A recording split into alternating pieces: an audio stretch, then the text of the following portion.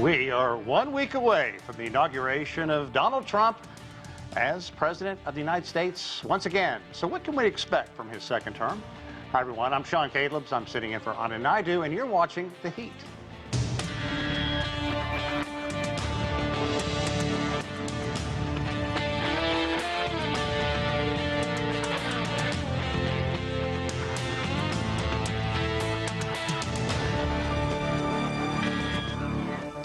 Donald Trump takes office next Monday, January 20th, as President of the United States. And even before being sworn in, he's already making headlines, suggesting Canada should become part of the United States, an effort to buy or perhaps take by force Greenland. And Trump was also just sentenced in the hush money trial. Sally Patterson has the details of that from New York. Donald Trump won't face jail time, probation, or a fine, but his status as a felon has now been cemented with this long-awaited sentence. He's been given an unconditional discharge in his hush money case, wrapping up a legal process which has faced delay after delay.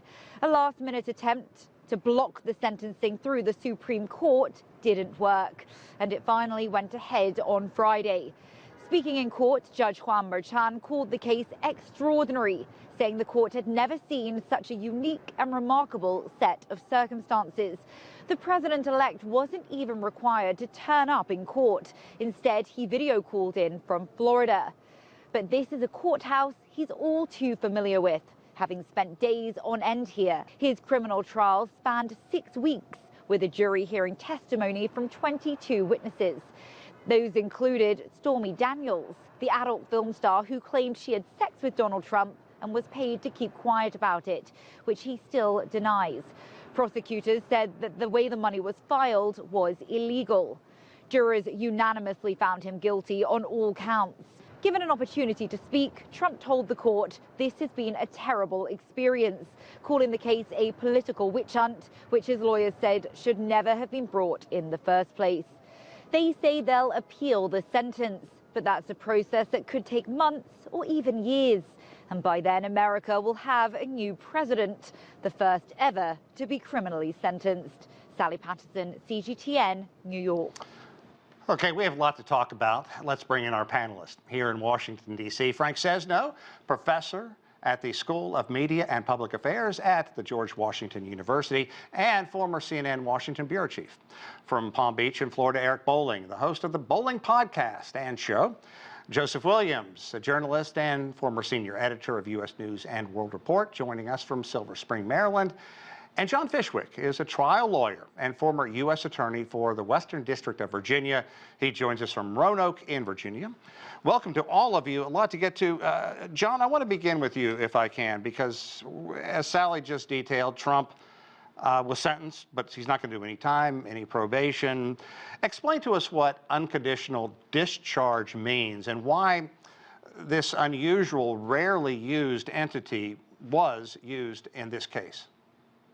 So, Sean, Trump's legal team feverishly tried to postpone the sentencing. That was unsuccessful. A 5-4 decision by the Supreme Court, with conservatives and liberals agreeing that the sentencing could go forward. But ultimately, they let it go forward because he was going to be given what's called an unconditional discharge. And that means no jail time, no fine, no probation, no punishment at all. But it does mean that as of that date, he is a convicted felon. And so as of the date of the sentencing last Friday, he became a convicted felon 34 times in the state of New York. But that's, I think, part of why the justices let the sentencing go forward, because it's basically not even a wrist slap. It's a nothing punishment. It's zero. The case ends. And as the Supreme Court said, the Trump legal team can now begin the appeal process, which will go forward, I think, through the New York state courts. And ultimately, I think the case will make its way back to the United States Supreme Court. Frank, I want to ask you about this. 34 counts, 34 felony counts, basically falsifying business records to cover up a hush money payoff to an adult film star. But as we heard, sentenced to basically nothing. But let's talk about this. What does the American public think of this? Was this over-prosecution? Are people sick of hearing about it? How will this play out down the road? It's old news. I just think, this has been batted around for so many years now, and people have made their determinations. What the justice system does is quite apart and in detail, but, America, most of America is pretty well set in cement. on the issue of Donald Trump, and in particular, these cases. These cases are not new. Yeah. There were no new revelations along the way, at least not in recent times. The results are not a surprise, and the American public voted. So I just do not see these issues as big players now or going forward in the next Trump administration. Yeah, Eric, I want to ask you about this because I think what Frank says is largely true. Old news, perhaps over prosecution. Is this going to be a blip, or are people going to even remember this 4 years from now? No, I think, well, if anything, I think people will remember that the Democrats, the liberals, and the people who just didn't want to see another Trump term threw everything at him as far as legalese, whatever they could, whether it's state level, Georgia, New York City, federal prosecution. Across the table, everything hit him, and he's like the Teflon Don, everything bounced off. But more importantly, people realized that they were going after him so aggressively, in some cases like Alvin Bragg in the Southern District in New York, raising a misdemeanor to a felony to go after Donald Trump when he had reduced felonies to misdemeanors 51% of the time for things like violent acts of crime on the streets of New York. People realize, well, they're just doing it to try and get rid of Donald Trump, and God forbid they were successful at that. What's the next one? Are they going to have a problem with a senator? Are they going to have a problem with a U.S. citizen who has nothing to do with elected office? So I think the people told the world that we're based on fairness and law and order. And if you don't believe that, just watch a football game. And if a referee blows a call with not a lot of consequence, people go crazy. So for them to throw all that lawfare at Donald Trump, people were ticked off about it, and they went to the voting booth. I think largely, some of the other issues too, but largely because of it. Okay, Joseph, before we let this go, I want to give you a chance to weigh in because Democrats clearly licking the wounds after the 2024 November races played out nationally. But I do want to kind of put things in perspective a bit. And here's what Democratic Representative Jasmine Crockett of Texas wrote on X about this, saying, look, there's a two-tiered system of justice in this country. Donald Trump lives on one tier where he gets to walk into the White House without spending a single day in jail, being put on probation after being convicted of 34 felonies. But listen to what everybody said, Joseph, leading up to you. How's this going to be remembered? Was this too much by Democrats? Was it just sour grapes, for lack of a better term? Well, I think you have to put all these remarks in context. I mean, yes, it's old news, but remember, it took us a long time to get to this point. Yes, there's a two-tier justice system, but Donald Trump ultimately the system was ultimately trying to hold him to account for what happened while he was in office. I mean, let's not forget January 6th, or kind of memory hole all the other stuff that he was being accused of. And I don't think it was overreach per se, as it was trying to hold the principle that no man is above the law. I mean, if you or I did half of those things that Donald Trump did, we'd be in leg irons. I know there are many people in prison right now who are in leg irons who probably didn't deserve the time. We have a blanket amnesty for people who are in jail for marijuana, clemency for them last week from Joe Biden, which is just a demonstration of how two-tiered the justice system actually is. If you're rich and you've got a high profile, chances are you're going to walk. If you're poor and you have nothing, no legal representation or not access to legal representation, then chances are you're going to do the time. And remember, Donald Trump had a lot of help here.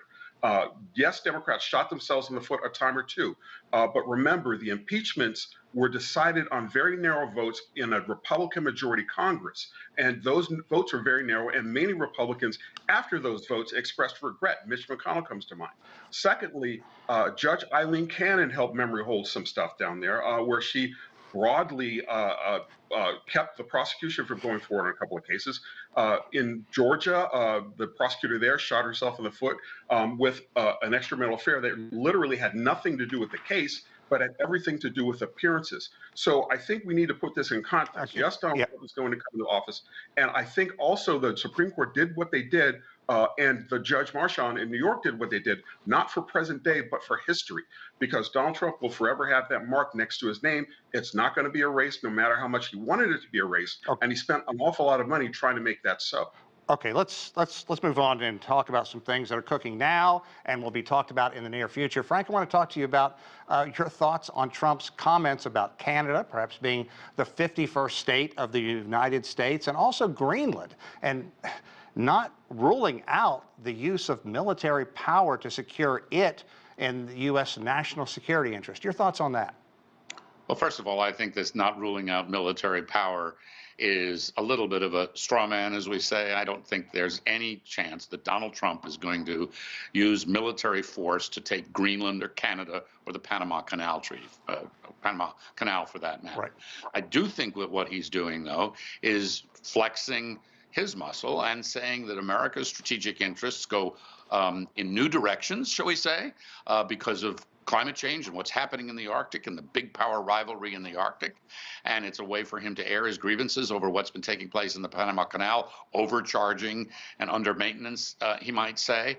And again, I think, in diplomacy as in politics with Donald Trump, separating the literal from the figurative, what he's saying and what he's actually going to do is very difficult. This is one of the trickiest ones. It certainly has been offensive to America's closest allies, the Canadians, the Danes, and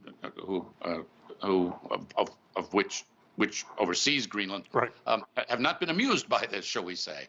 But I think it does show that he is going to come to office feeling strong, not afraid to express himself, and not afraid to tick people off, whether they're our friends or our adversaries. Eric, I think Frank makes a good point there. Trump's not going to be concerned terribly about what he says, how he moves forward. I actually spent a decent amount of time in Greenland back in 2013, and I can tell you the people in Greenland had tremendous respect for Denmark. The king and queen, every time they went there, they honored the Greenlandic traditions very well. But look, this is an area where ice is melting rapidly, and it's exposing copper, iron ore, and especially rare earth elements. And let's make no secret about it, that is a big attraction to the Trump administration. Indeed. And I will go ahead and say I agree with Frank that I think Trump is flexing.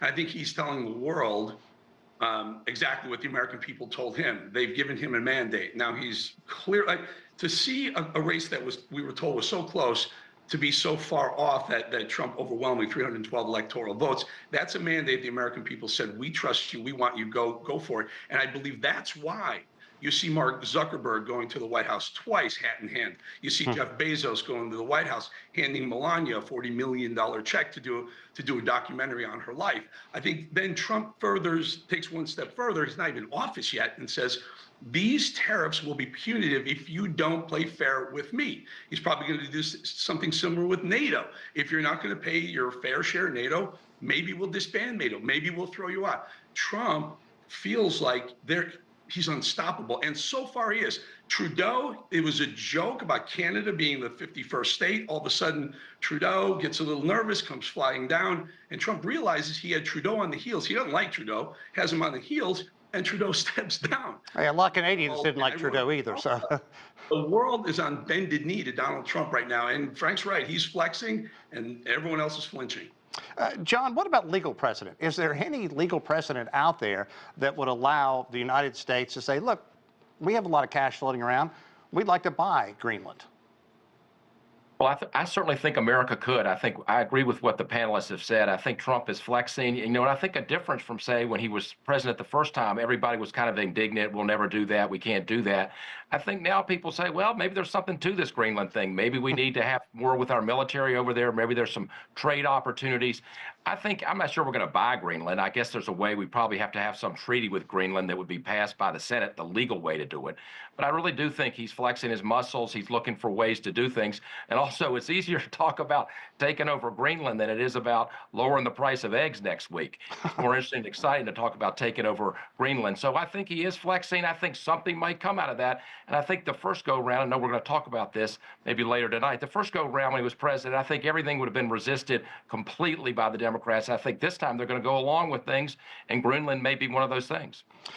Joseph, let's talk a bit about the past statements that we just heard. Obviously, looking forward, looking at what could happen in Greenland, but also what Eric brought up, NATO, pay for play, something like that. How could that really affect the United States on a political scale, especially if you look at what would have happened if Trump would have been president when Ukraine conflict first started, and the potential to pull the United States out of NATO. I mean, there's a lot of serious consequences to this flexing. Well, I mean, flexing is one thing, but let's not get carried away. I mean, a mandate, I think I think a lot of people would beg to argue that Donald Trump has a mandate. I mean, he trounced in the Electoral College, but he did not win a majority of the popular vote. And that's second time around that that's actually happened. The swing states were won by him by very narrow margins. As far as NATO is concerned, Trump, I will give him credit. He did increase spending through NATO through some strong arm tactics. That was a good thing. Rattling your allies and talking about buying this and that, I'm not so sure that's going to play well over the long haul. Thirdly, there are a couple of people who haven't bended knee to Donald Trump. One of them is Vladimir Putin. We all know about the special relationship Donald Trump has with him. I'm not so sure that Putin would come hat in hand to the United States, or that Trump would show up hat in hand at the Kremlin to try to do business. I think it would probably be some back channels going on there. But I think that there is a measure of respect that they have for one another, or that certainly Trump has for Putin. We've seen that in the past. We've seen the private meetings, the glowing talk about Vladimir Putin. So I'm not so sure that the world will bend their knee to Donald Trump. I think a few other people might have some things to say about that. And I also think that national security interests are very complicated and complex. The Greenland thing, yeah, sure, we've got a base in Greenland already. Right. Do we really need to take it over? Is this really serious talk? I mean, I do understand that this is a distraction from the price of eggs, and I do think that it's largely unserious and that we're taking it seriously for the wrong reasons. But I do understand that as president, you have to respect what he has to say. You have to cover what he has to say. But as far as this is concerned, I'm not really sure that it's great geopolitics. You know, I can see the four of our guests here, and Eric, you're about ready to come out of your skin. I just have to correct a couple of things. I'm just sitting very nicely. One of the guests said that Trump was impeached by Republican majority. No, he wasn't. He was impeached by Democrats. I said that he was impeached by a Democratic majority, and that Republicans saved him from the impeachment vote. Okay, guys, but don't talk over each other, please. Trump did win the popular vote. I don't know what you're talking. It was a slam dunk. He won the popular vote. He won all 7 swing states. Okay. He won 312 electoral college votes. He was handed a mandate. And that's why there was no pushback from anyone on the left. Okay, guys, let's kind of respond real quick, like 30 seconds, I promise. Okay. Number one, I said he did not win the majority of the popular vote. He did win the popular vote, not 50%, under 50%. Let's get that straight. Number two, I said that the Democrats impeached him, or the Democrats articles of impeachment, but the Republicans saved him from conviction, and many Republicans regretted that vote. It's on the record. You can look it up. Okay, let's hang on, guys. Let's just kind of move forward on this, because I think Eric did bring up some good points, and it's interesting that Zuckerberg doing away with any kind of checks on Meta, Facebook. People can go on there and say anything, and I can tell you, last few days, a lot of people have. Frank, what's the real harm in something like this? The real harm in what? Meta doing away with the fact checks? Yes, sir. I'm not sure what the real harm is. I mean, I think the harm certainly in a lot of quarters is, oh my God, they've abandoned their efforts to fact check people, but they weren't fact checking universally, consistently, transparently. People had become very suspicious of this. There is some mis and disinformation that they are going to continue to X out, anything that's threatening and that kind of thing. But I think the more interesting part of what Zuckerberg has done, and what we have been, in a sense, talking around so far in this conversation today, is the fundamental cultural equation of this country actually is changing. And this Trump re-election is both an expression of that and a cause of that. And whether it's companies that are backing away from DEI, their diversity, equity, inclusion programs, some of their climate change talk, whether it's Zuckerberg and other tech moguls are doing, what we are seeing across the board, we're seeing it at legacy newspapers, the LA Times, the Washington Post. People are, and some see it as bowing to Trump. Some would say bowing to the dictator. Others would say they're coming to grips with the reality that the country has spoken and there's a different sensibility. And there is, and it's going to be probably, in my view, the single most fascinating thing to watch as Donald Trump comes back to office, to see how the mood and the culture in this country has changed, whether and how much. Yeah, but He still needs to be held accountable. All people in office need to be held accountable, and there will be lots to do there. But there's a lot of change happening in this country. Just look at the election results and the demographics and how it broke down. Okay, let's pick up on that, and let's talk about both Trump and Elon Musk, who's going to have a big role some way in the Trump administration moving forward. And the fires out in California. We have to talk about what's been going on there. And both of those two individuals have unleashed a lot of misinformation. And quite frankly, a lot of people say, look, that's the last thing that needs to happen right now. Frank, your thoughts on that? The misinformation is terrible out in California, as it was with Hurricane Helene, when people were told absolutely bogus, terrible information that confused the public and confounded and compromised some of the rescue efforts. You know, fact-checking by Meta isn't going to change that. Sure. What's going to change that is a ferocious effort by those who are responsibly empowered to get themselves out there, to talk credibly to the public, and to make sure that bad information is corrected or pre-bunked, as we like to say. Yeah. But there's a lot of work, and the mis and disinformation is a very serious problem that's a much deeper conversation than we're going to have here. But politically, you know, again, we're seeing a very different take on it. You know, Eric, a lot of the argument from the conservatives was these entities, Meta and others, were silencing the conservative comments. How do you think that's playing into what Zuckerberg is doing right now?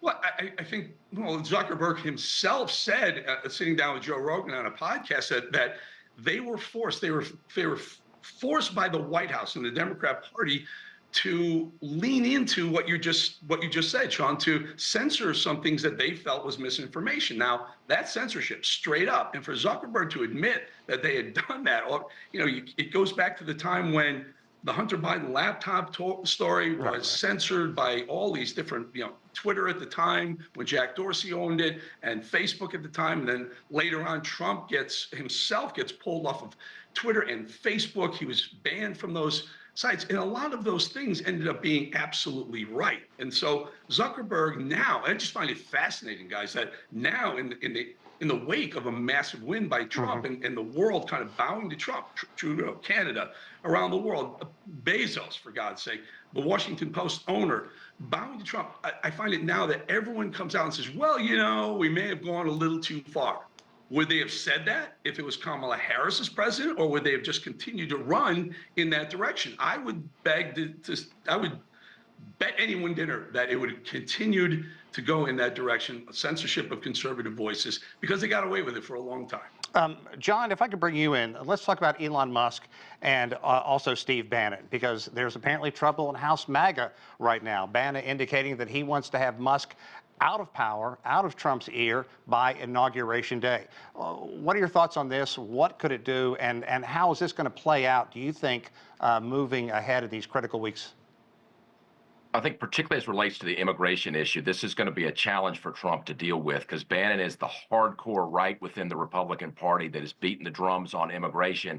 And they say, you know, Musk is not with them on immigration, and Musk appears to be Trump's biggest advisor. So how's that going to flush out, particularly on the immigration issue? I think there's a showdown there, and it's a real problem for Trump. Can he just kind of ignore Bannon and just keep doing what he's doing?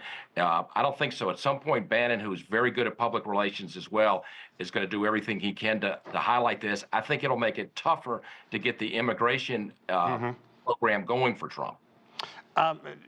Joseph, before I came out, I read an op-ed that kind of contradicts some of what Eric has been saying, that indeed Trump did win all the swing states, but it wasn't by this massive margin. It was basically about as close as Biden won back in 2020. So the argument was, like, if the GOP and MAGA want to move forward, like they have this mandate to do whatever they want, they are going to be sorely confused. Your thoughts on that?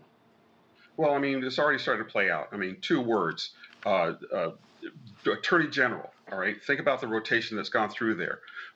He's not going to get everything he wants, and the people that are probably going to stop him are fellow Republicans. It's not going to be the Democratic Party. A mandate is in the eye of the beholder. As I said before, he did not win a majority of the vote. He did win a majority of the swing states. That was a landslide in the swing states only. The people will not necessarily be with him all the time. And let's not forget that Trump left office underwater in approval ratings. And I would bet that he probably comes in somewhere close to that and probably goes underwater not very long after that if some of these policies come to fore. Already, we've seen a compromise on immigration, saying, well, no, we didn't say we're going to deport 11 million people. We're going to deport criminals. Well, who decides who's a criminal and who's not? And is that logistically and feasibly possible? We've already seen debates on Mike Johnson and the sword of Damocles kind of hanging over his head as to whether or not he can serve Trump and the hardcore far right at the same time and still move the party forward, still move the country forward. So I pretty much agree with that. I don't think he's going to get everything he wants. I don't think he's going to be governing with this flexing mandate, maybe overseas, but certainly not here at home. And I think he runs the risk of being very popular very quickly unless he's very careful. Frank, I want to switch gears a bit, and Trump's confirmation hearings for his cabinet are going to be coming up very quickly. A lot of controversial. RFK Jr., Pete Hegseth. Want to get your thoughts on the way this is going to play out, and will Trump get everything he wants? We'll see. I think the one to watch starts tomorrow with Pete Hegseth, 44-year-old nominee to be Secretary of Defense. 3 million people in uniform and out under his leadership. $3 billion, not a $3 billion budget. What's the numbers? $800 billion, whatever the number is right now. Nuclear power, and there are some very tough questions being asked. And those who are going to be confronting him in the Senate in the confirmation hearings are saying right out front that they're going to take him on. So, for example, Senator Tammy Duckworth, who's on the committee, says he's not qualified to do the job. He's not even managed as many people as you manage in Applebee's in a restaurant. Democrats have, many of them anyway, have said they're going to focus on his competence. And so, if they go after his competence and the competence of these others, there'll be interesting hearings. It would seem to me right now, and Eric probably has a better sense of this, that the Republicans, even those who are kind of holding their cards close, look like they're quite inclined to fall in line. Okay, Eric, we have 45 seconds, and I'm going to cut you off at 45 seconds, but I'll give you a chance. I would, Sean, I've been on this program for the better part of 2 years, and as soon as he was elected, I said every single one of Trump's nominees will make it through, because no one wants to be the one who holds on the Republican side. They've got the votes. Elections have consequences. Matt Gaetz stepped down because Trump asked him to, told him point blank to. He would have gotten through too. Everyone would get through. And just so you know, when you have 77 million votes and the other side has 75 million votes, you won the popular vote, my friends. Okay. I'm not going to get into the math of that. I understand what Joseph is saying on that one, though, but that's a discussion for another time. Gentlemen, always a pleasure. I really appreciate your time, your thoughts, your insight. We're going to leave it there. I'm Sean Caleb's here in Washington, D.C. I want to thank you for watching yet another edition of The Heat.